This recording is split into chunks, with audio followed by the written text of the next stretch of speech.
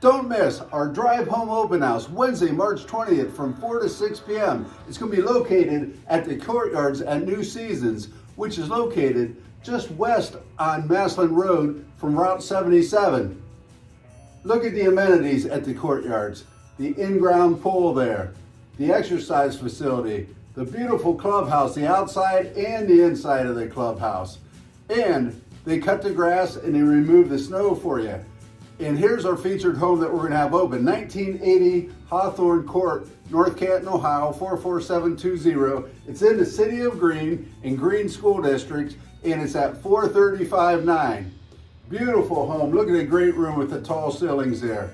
And there's a closer up picture of the great room and the kitchen to die for, the island for entertaining, and the great big open area there in the great room. There's an office area in the home, a master bedroom with a big master bath which leads into a laundry area. And then you have a second full bath and another bedroom in the home there. So a brand new ranch home from 435-9 in our Drive Home Open House Wednesday, March 20th, 4 to 6 p.m. Again, it's at 1980 Hawthorn Court, North Canton, Ohio, 44720. And that's in the City of Green in Green School District. We'll see you there.